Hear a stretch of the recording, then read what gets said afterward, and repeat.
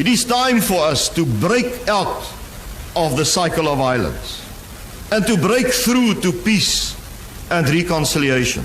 In this connection, Mr. Nelson Mandela could play an important part.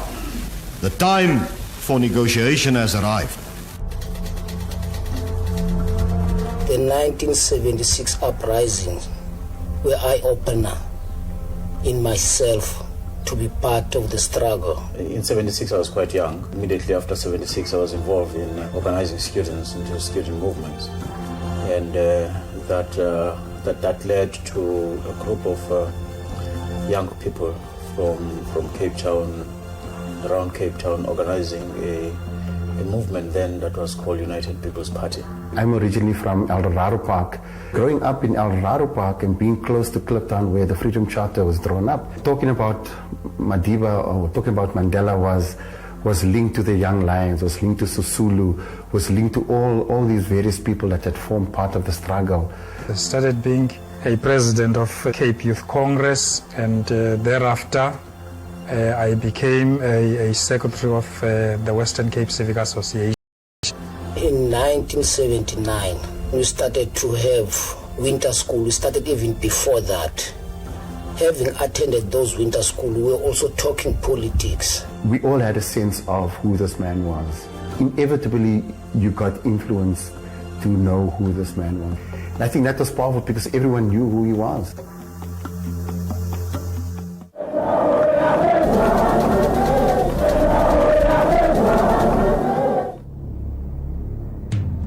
At the time of the announcement by F.W. de Klerk, everybody was taken aback and we wondered what next. February 1990 began to change our society. I think when he made that announcement in Parliament, the State of the Nation speech, we were because we knew that it was just a matter of time that he got released. Mr. de Klerk wa bapadisa ntse re ka montsha Ntate Mandela. Ha tlo tshwaruwa o tla itsamaela hantle. E ka be ke thabile. When Mr. de Klerk announced that Comrade Madiba will be released, but he is not sure exactly on which date, then I'm telling you, we were jumping on the street. To others, it was a wild dream that freedom would ever come. The only solution he had was to make those announcements. There is no time left for advancing all manner of new conditions that will delay the negotiating process.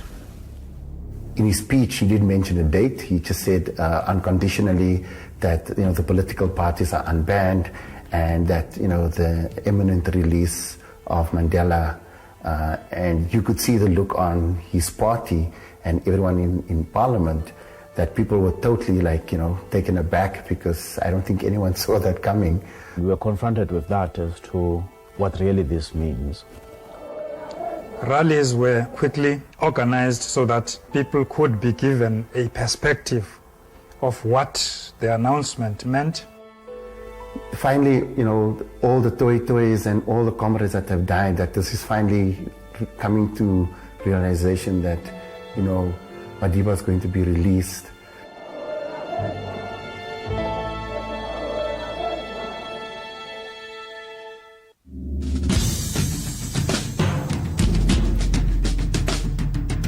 The euphoria surrounding Mr. Mandela's release was short-lived, and the white right wing in South Africa were also outraged at the government's decision to release him.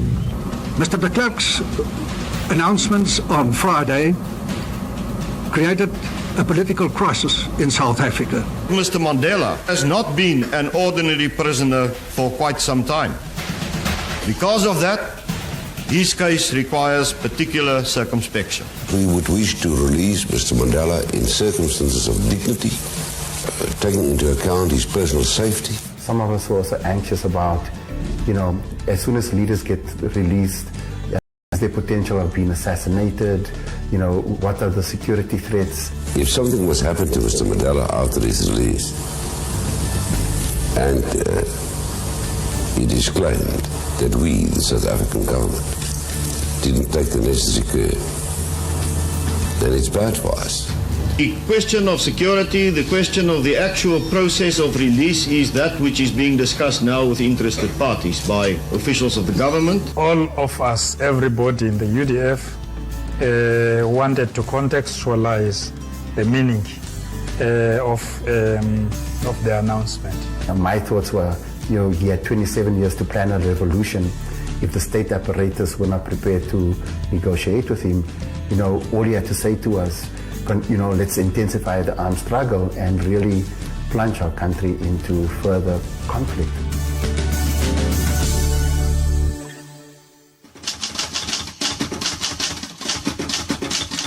Ladies and gentlemen, I am now in a position to announce that Mr. Nelson Mandela will be released at the Victor Verster prison on Sunday, the 11th of February at about 3 p.m.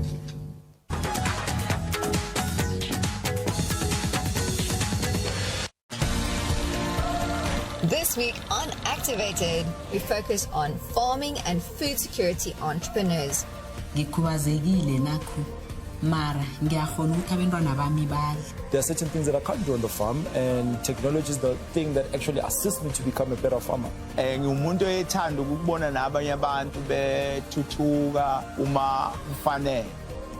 Catch Sunday, 10:30, only on SABC2, You Belong.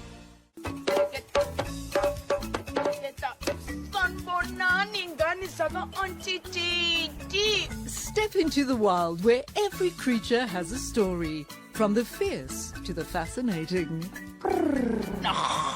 Bush Radar brings you closer to nature than ever before. Woohoo! Welcome to Bush Radar. Join Michelle on a journey into conservation, the environment, and the animals we all love.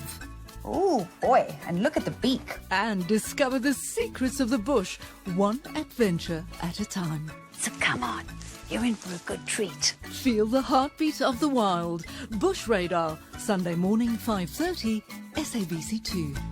This is the LFC TV. It's a special edition of LFC TV. Yep, it brings you the latest league news and highlights. All FC could not stop smiling.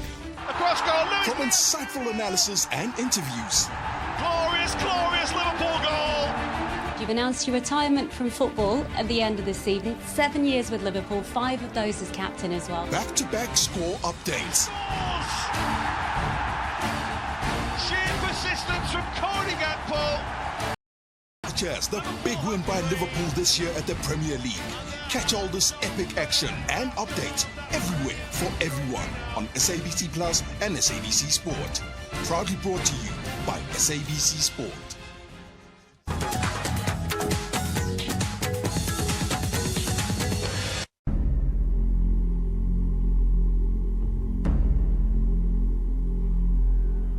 At the time, I was at UW, the University of the Western Cape. Bush University was very active in the struggle. I was 36, 37 when I drove the most popular prisoner in the world out of Victor Verster into freedom. By the time that Baba Madiba was released, I've already been engaged by the movement. Like the release of Oscar Mpeta was also attached to drive him around, as well as the release of Omgov and then Ubaba Sisulu. On the actual day, I was what you could call a second in command. There was this buzz on the campus, Mandela's going to be released, Mandela's going to be released today. The night before, we assembled all our comrades at UWC to say to them, okay, you are going to do this, you are going to do this. My platoon was the group of marshals that were to man and operate outside Victor Verster prison. We were just a group of people that was preparing for the homecoming for the old man. We didn't know what to do, but we came together that morning to look at where we were going to get cars. We had to prepare everything from our side, with the help really of some business people in the province. Then in the morning, around about 6, while we were still grouping so that we can go by bus to Victor Verster, I was instructed, no, go and wear your suit. We are going to drive Babu Madiba. And then I'm telling you, there were butterflies in my stomach. The morning when the news spread and we started hearing on the radio, the first reaction was, what time are the trains going into Cape Town, taxis? And immediately the entire campus, I have never seen UWC so quiet, even during December, January holidays. Literally people had left. Batho ba tswile mona kantle o tletse ka ke batho mona kantle tsileng batho ba batla o ya Cape Town ba no twa Ndate Mandela o tlantsua Victor Verster o tla tlo bua Cape Town Grand Parade. Early in the morning, starting to see the leaders, some of the leaders arriving. In fact, the Madiba family arrived that morning, and then we had to drive them to Victor Verster. We got to Victor Verster in the afternoon, and you can imagine from 9 o'clock people were starting to move towards the parade. We started hearing through different people that he's at Victor Verster, and we had everyone was just relaying messages. It was the first time that a message gets relayed without tails. Then we were led to the house. I was in Victor Verster for a while, but I never knew that there was such a house in Victor Verster, because it's far away from the actual Victor Verster itself.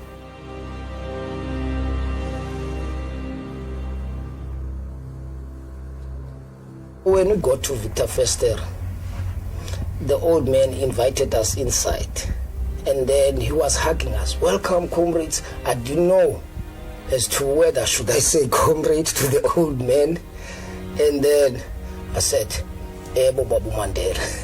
You see. When I met him, I saw this tall, humble man, very strong kind of a voice, and I thought, yeah, this is what the South African regime has done to us, denying us an opportunity of being with our leaders and know them better. It was amazing, I must say. It was quite amazing to have in your lifetime that experience of meeting this man. I suppose while there was an element of excitement seeing the old man, that excitement was overcome by fear. I was told that I was going to drive this man. I was scared.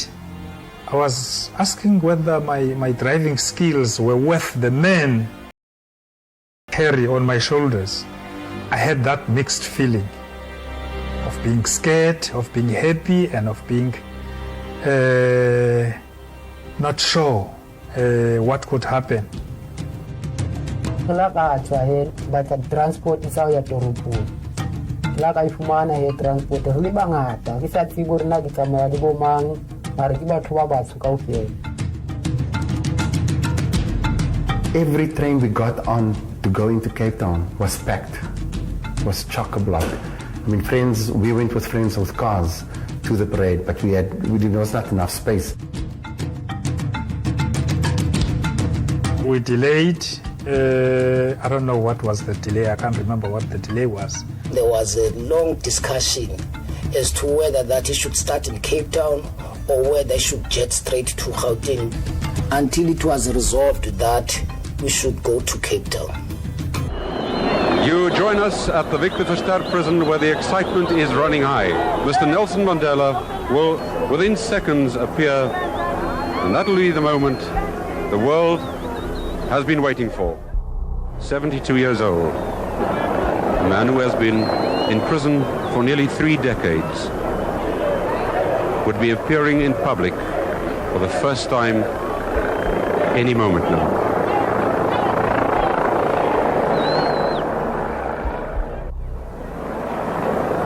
There's Mr. Mandela, Mr. Nelson Mandela, a free man taking his first steps into a new South Africa.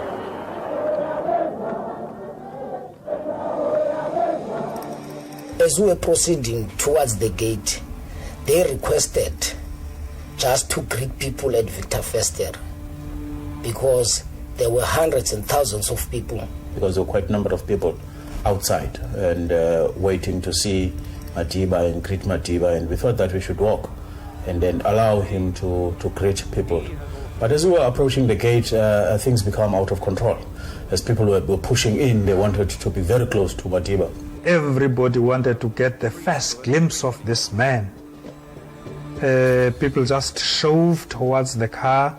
Then I've realized that we can be in danger here, because the old man and Mama Winnie were advancing towards the people, greeting them. So, noticing that also the people were advancing, so that there can be problems, they can trample over the old man. Hence that actually they agreed to go back to the car, and then we drove off to Parade.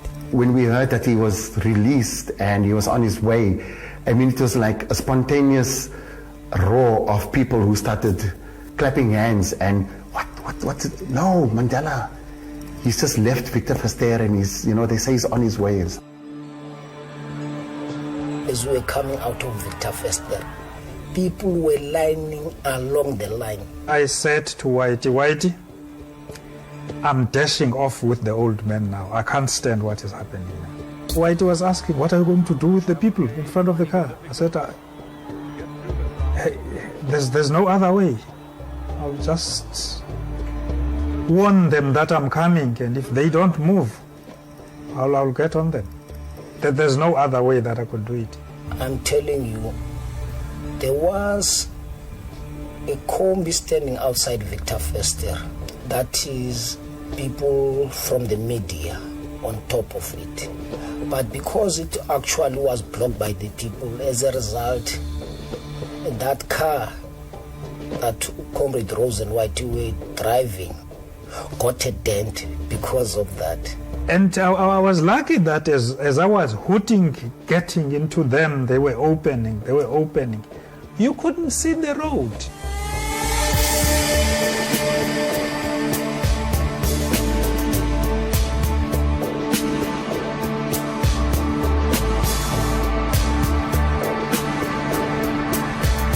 As we were driving through the farm side, those were side roads and there were no people there. It was just helicopters that were hovering around. But we could see farmers standing out of their houses looking. Others would drive towards the road, and we thought, hey, these farmers are phoning each other. There's the car coming and all that, and we were also worried. Hey, couldn't there be a Terry Blanche here? He's quite a talkative man. He's not a man who would keep quiet. He talks, and you would know that Mama Winnie also talks. But you didn't know how to respond to this old man. You would, Ewe Tata, and that would be it. Hi Tata, and that would be it. You know, you don't want to explain things lest you go wrong. You didn't want to make long responses lest you go wrong, you know. So it was that kind of an atmosphere in the car. Later in Cape Town, it was a different story. 50,000 people turned out to greet their hero.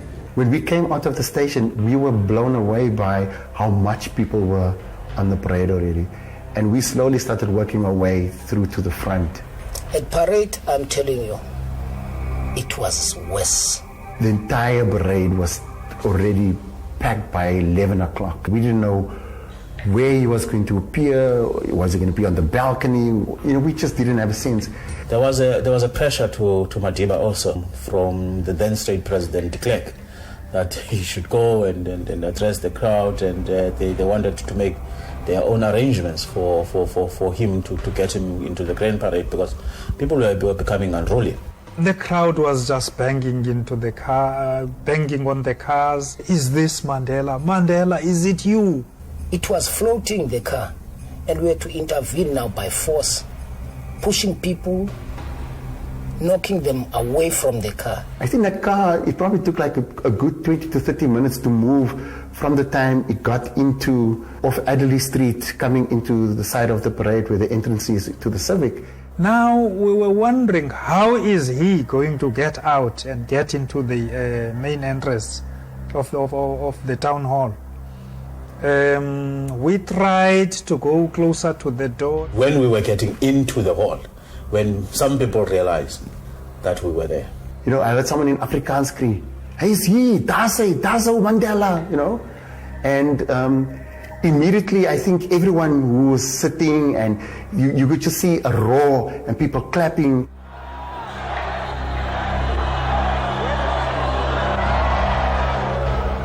It was quite a relief that eventually we got him up the balcony so that he could speak to the people. Whilst Madiba was addressing, and some people were pushing their way coming up, and some of us were engaged in fighting, trying to push them back, and Trevor Manuel was there, I remember, and he was also fighting, and everyone was fighting, trying to push everyone back. When Cyril Ramaphosa held the mic, he had a loud hailer. Chief, we couldn't hear him, you know, because people were shouting. I mean, from way at the back, friends who couldn't make it to the front, all they could see was an image and doing this. I doubt if any of us that were in the podium did hear anything that he was saying, because we were really busy with people who wanted to get into the podium. As everyone realized that he was there, you know, I think people just rejoiced. It was such a welcoming atmosphere, an atmosphere that we've never found ourselves in. All of us were happy. For me, my heart raced. I mean, this was a man I never saw, you know. And wanted to get the photos because I just knew that this was an historic moment to see. And I think as everyone realized that he was there, you know, I think people just rejoiced.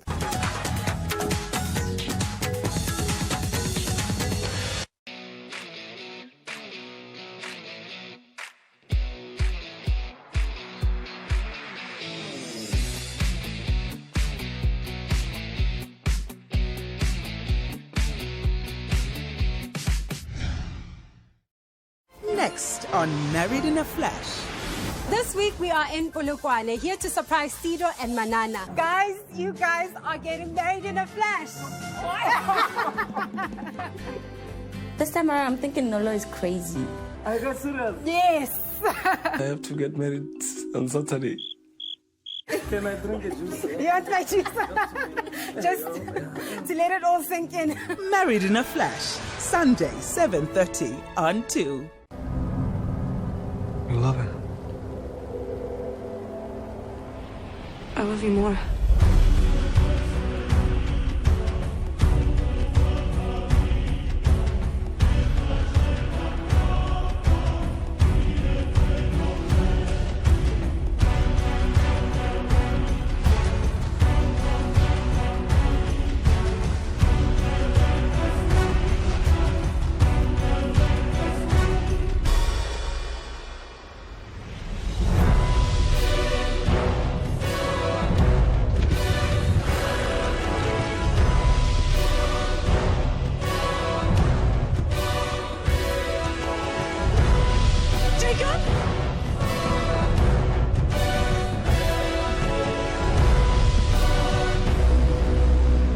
Twilight Eclipse, Saturday, 6:30.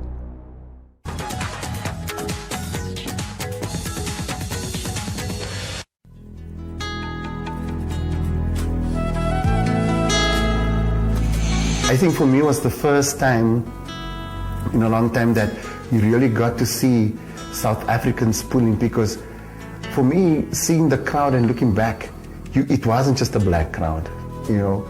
It was truly, as Tutu said back then, the Rainbow Nation. We were mixed. There were people who were flying Canadian flags. There were people standing on the statues. I mean, literally you could see a diverse group of people. As we were driving through Franschhoek, the white community, Franschhoek is in fact a farm community, the white community coming out, greeting Madiba, etc. And the fact that he asked us at one stop, or at one area to stop, and he walked out of the car, he went to greet pick up this little child and talk to this family. And this family were so warm to him. And it was something very rare to us, particularly as young South Africans at the time. It was quite rare, particularly a farming community in a very conservative area of Franschhoek. We know the area to be conservative at the time. So that indicated that really in South Africa a change is in fact coming, and a change is in fact taking place in South Africa. The release of Mandela was that turning point that was telling everyone that the ANC is going to rule, that apartheid has been defeated.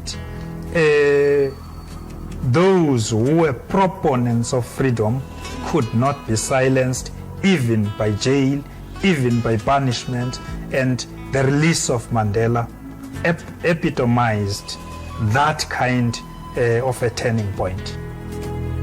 I would say, especially to the young people, that if they can understand the pain and the suffering that that old man has experienced for the sake of us,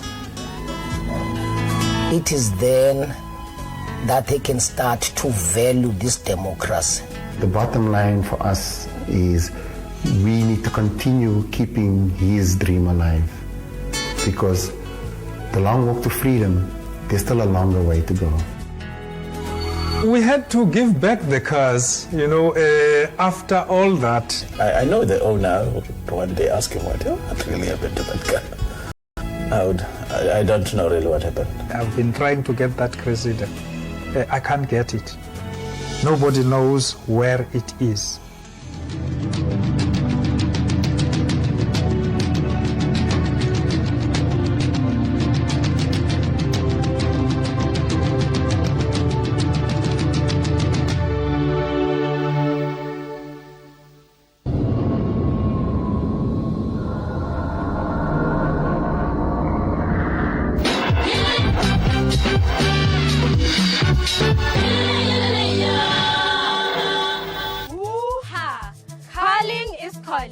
It's down to the wire. Focus back on the domestic scene. This is the One Cup competition where they'll feel, well, maybe a bit of retention is indeed needed. Curling knockout is backed. Ushubile.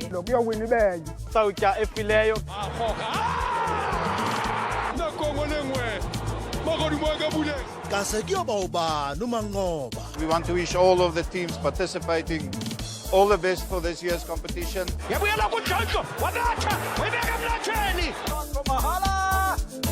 Some clubs have been knocked out. Who is going to be playing against who?